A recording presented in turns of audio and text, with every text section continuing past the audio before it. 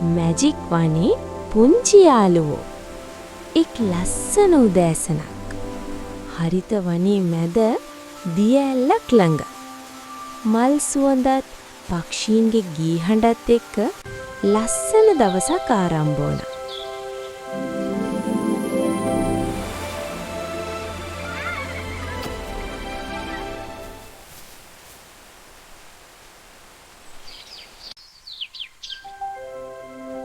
යාළුවේ මේ බලන්න මේ කතාව ගොඩක් ලස්සනයි.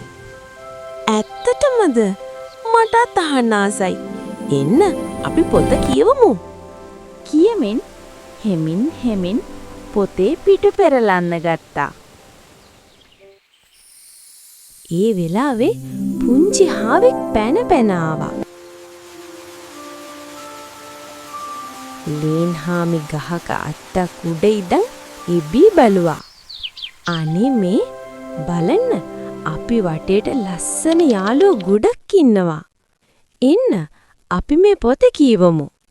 සියලු දෙනාම වටේ වාඩි වෙලා එකට සිනහ වෙලා කතාව අහන් හිටියා. එතකොටම අහසෙන් රන් පැහැති ආලෝකයක් දිලිසුණා. මැජික් පියාපත් තියෙන පුංචි දේවදුවක් පොතේ පිටු අතරින් හෙමින් පියාඹලා ආවා. අනේ හරි ලස්සනයි. යාළුකම තියෙන තැන හැම දෙයක්ම ලස්සන වෙනවා.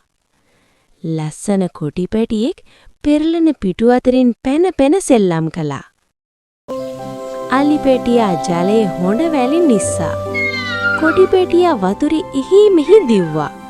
හැමෝම එකට hina වෙලා.